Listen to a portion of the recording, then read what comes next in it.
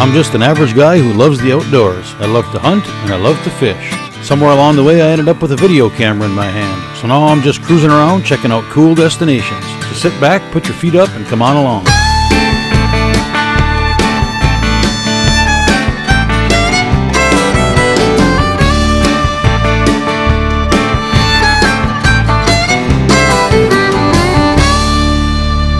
I'm Brian Whitens, and this is where I've been.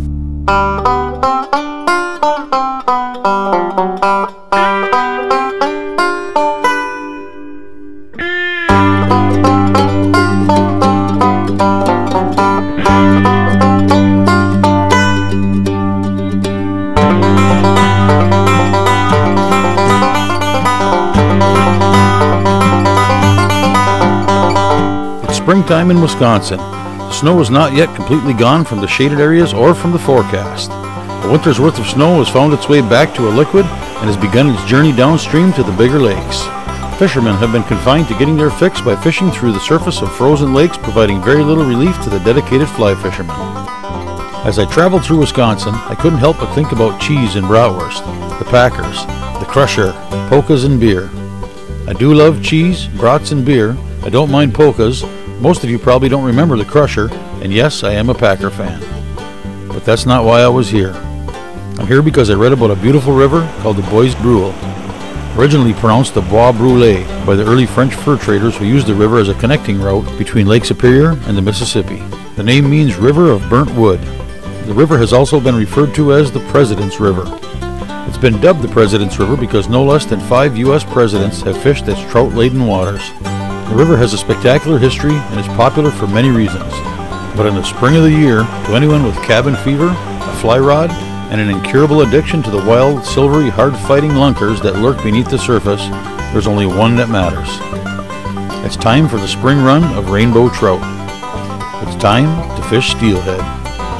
For that, I hooked up with a couple of Wisconsin's top fly fishing guides, Damian Wilmot and Tim Pearson of Fly By Night Guide Service. Basically 2 times a year that the steelhead are available to the river fishermen.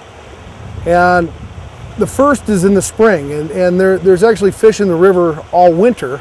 And the season opens on the Brule on the last Saturday in March every year. And you know, there's always fish in the river, if not fresh ones, the ones from the previous fall. And then also there's fish that'll come up in the spring. But most of our steelhead on this river come up in the fall, and that's really my favorite time to fish steelhead on this river is in the fall.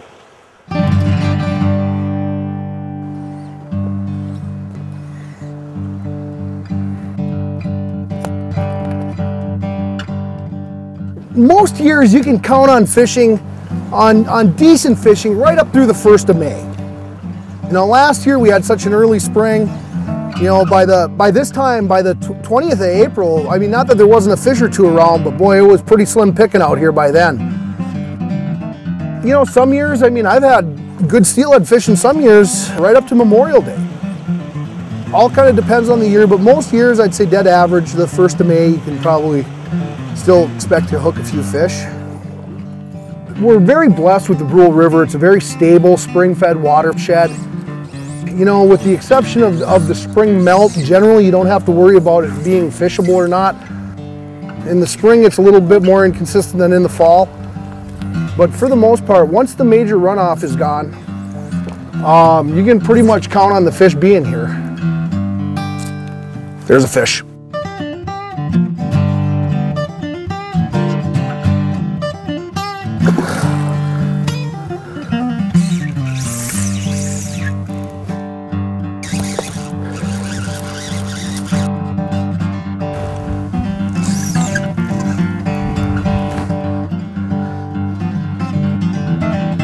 There she is, there's the scoop. Whew.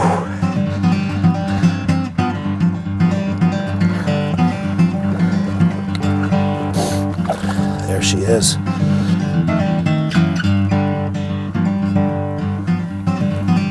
There you go, sweetheart. Goodbye. Whew.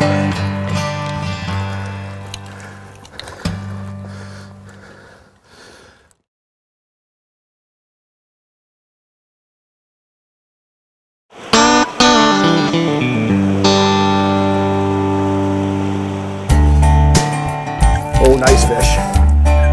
Stay out of that wood. Come on. Whoops, I'm coming down. Getting a little bit of this current, they're hard to, you know, you're not getting them back up. You got to kind of chase them down.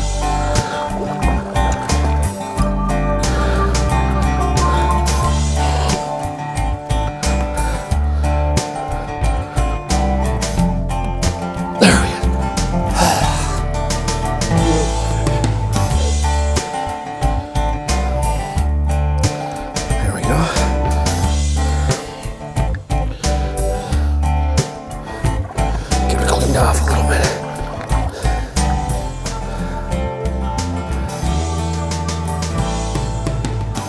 Brule River Steelhead. Wild Brule River Steelhead. Oh. One of the really cool things about the Brule River is its long history and tradition of fishing and fly fishing in particular. But even before that, its historical significance goes back to the early days of the fur trade. I think it was right around 1680 is when the first fur traders came through. This was the link between the Lake Superior watershed and the Mississippi watershed. They'd come up the Brule River and then cross over to Lake St. Croix and then down the St. Croix River to the Mississippi. So, you know, it was really an important early part of our history in the Midwest. But then when you get into the fishing part of it, I mean, the Brule's been known was known as one of the premier brook trout fisheries there was back in the 1860s.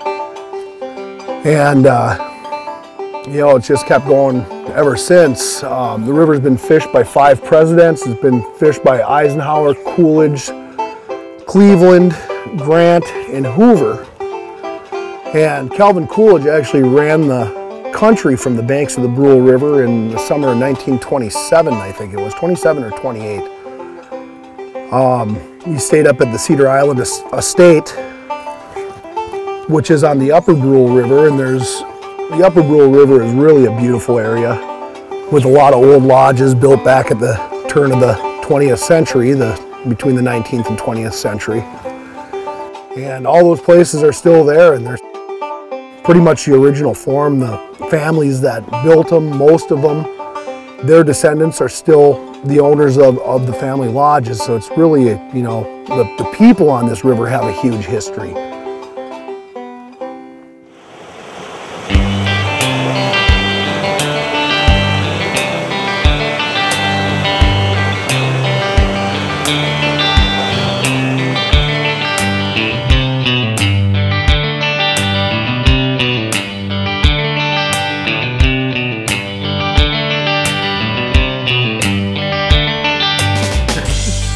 See ya.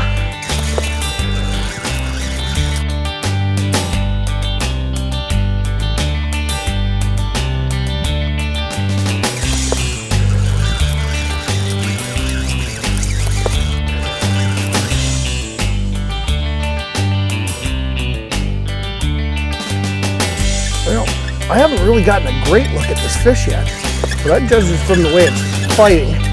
This is going to be the best one of the night if you get it in. Oh yeah.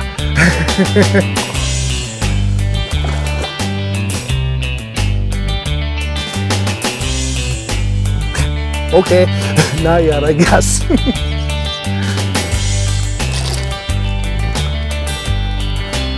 Get over here.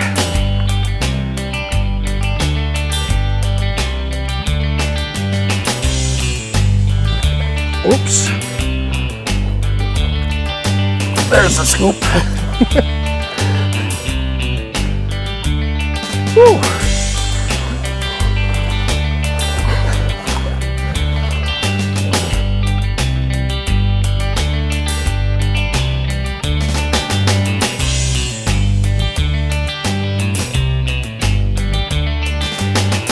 Well, both fish came on the same pattern so far. The clown egg, just a multicolored. When you don't know what color they want, you throw something at them that's got them all. Well, that was fun. That's a nice one too. Yeah, it is.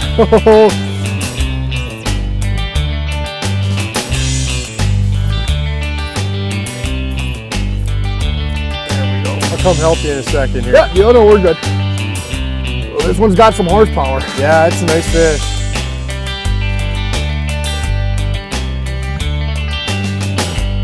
Just keeps going.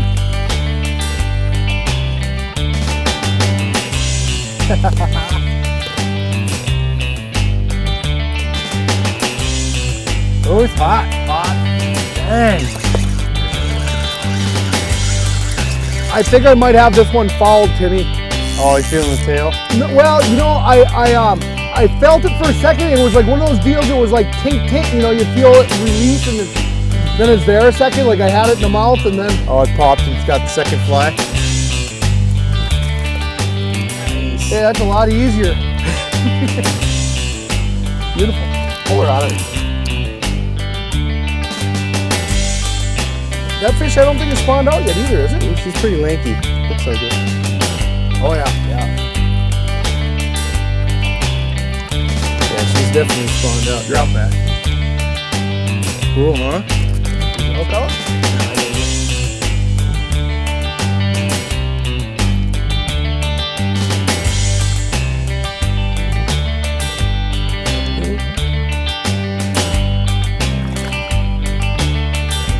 It's hard to stop fishing when the fishing's good.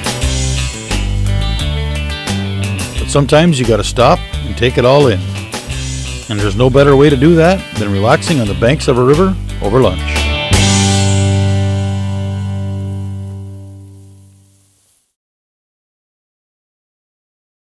Got a couple of fish.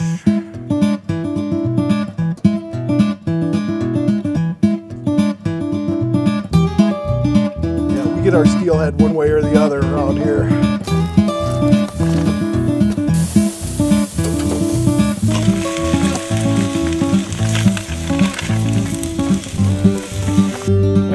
Why does food always taste so much better when you're sitting along the bank of a river? I had a chance to sit down with Damien and talk about fly-by-night guide service and his philosophies on guiding. Yeah, Fly-by-Night Guide Service is located in Superior, Wisconsin, and aside from the Brule River, we guide all kinds of waters around northwest Wisconsin. Actually do some grouse hunting and woodcock hunting guided trips also. Do a lot of trips out of the Superior Fly Angler, which is the kind of one-stop full-service fly shop in the city of Superior. Can cover all your needs for steelheading in the upper Brule River and pike and muskie and smallmouth bass, pretty much all the great things we have to offer around here. Kind of got its start as guiding on the upper Brule River for at night for big brown trout, and that's been, you know, still probably my favorite thing to do. Though steelhead fishing is a lot of fun and has probably become more of a popular choice nowadays. This, you know, years ago steelheading was a very little part of my business. Now it's probably the main part of my business. And I guess, you know, from a guide service standpoint, from a philosophy standpoint, for me it's more important when I have a customer out here to teach them the value, first off the value of the resource that we have here, because it's a very special, very important, and I believe somewhat fragile resource. It's very healthy right now and in good shape. And then secondly, I want to teach them how to fish. It's you know, not always about just catching fish. You know, ultimately we want to catch fish when we're out there, but you know, if I can teach a person the skills, even if we don't hook a steelhead, but if I can put them in a position where they have a better chance the next time they're out on their own, then I feel at the end of the day I've done my job.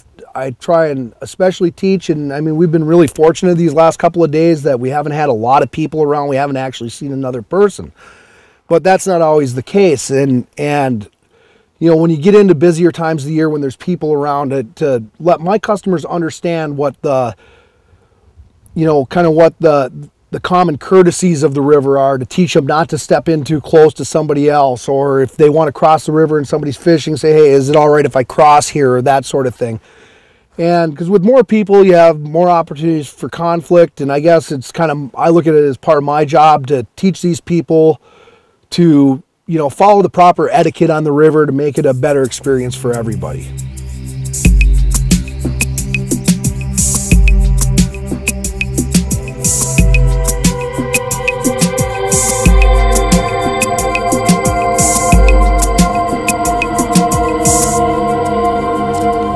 There's a fish.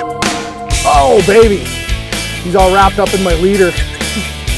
Yeah, we might not land this one. He's all wrapped up right now. Well, maybe we straightened out now. Yeah, I think he is. We got lucky. That's another big fish. Oh, he took the nymph.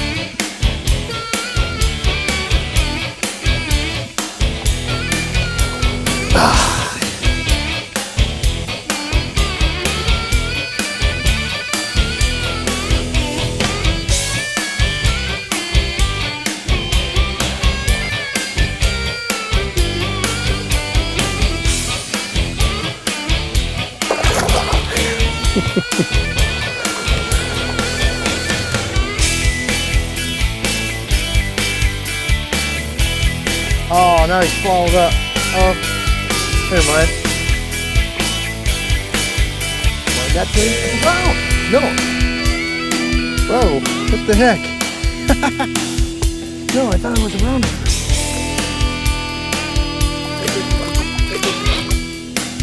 Another drop back, little buddy. Pretty fish.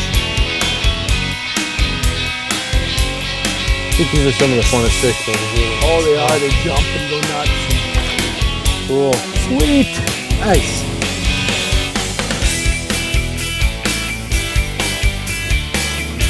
That was a nice jump.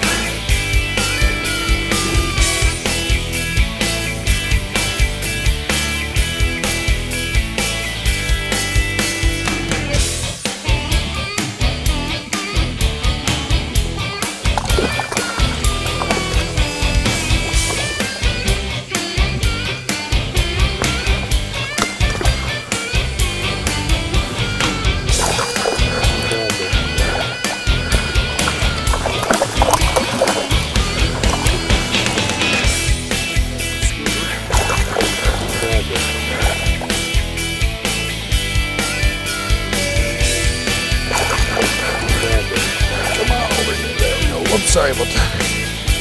A little smaller fish, but still a nice one.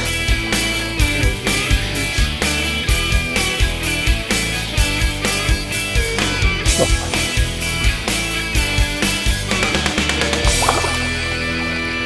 Beautiful place. Hey, the most beautiful place I've ever been anyway. And wild fish, and you know, it's just great. That's all there is to it. It's just great.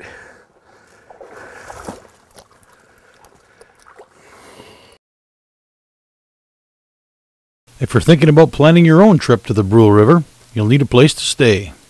For that, you'll want to contact the Brule River Motel and Campgrounds. The rooms in the campgrounds are very comfortable, clean, and affordable. They're located right in the town of Brule, providing convenient access to the river, restaurants, and anything else you might need. That's a dandy.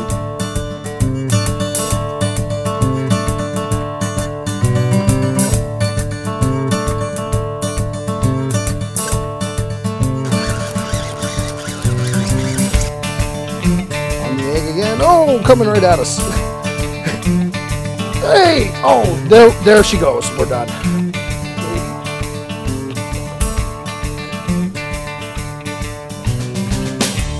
She wasn't supposed to do that.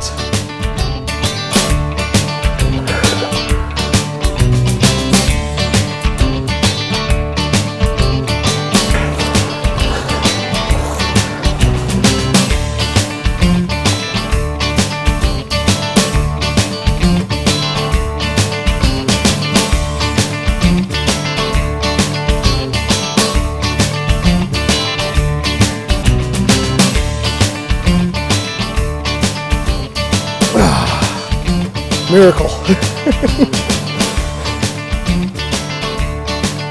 Not as big as I thought she was going to be, but still a nice fish. Whoops, I'm sorry, Ron. Pretty fish. Another hen. Every one of them's been a hen so far. No bucks.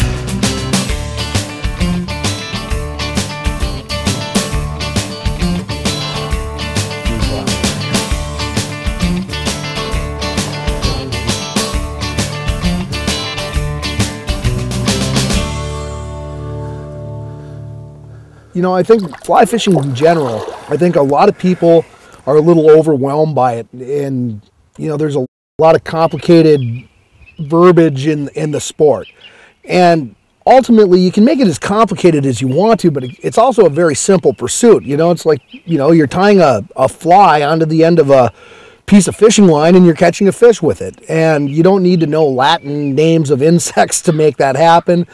You don't need to, you know a lot of the technical jargon that goes along with the sport. It's a relatively simple pursuit. And most people, what I find is it just takes a little bit of coaching and to master a couple of very basic skills that anybody can master for them to be successful and start growing in the sport. That's a great thing about fly fishing. You can challenge yourself as much as you want.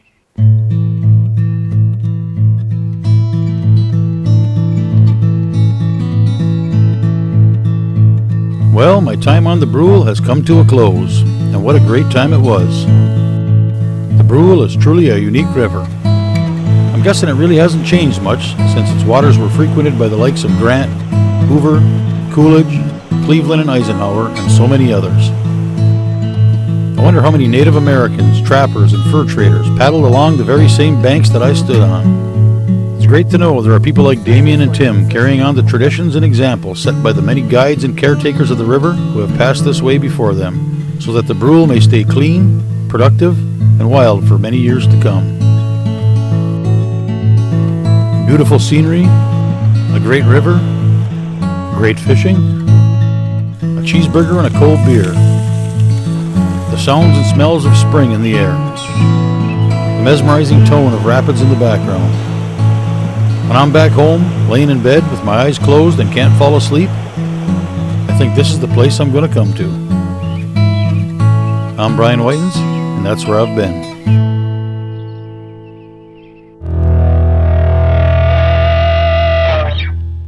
Oh,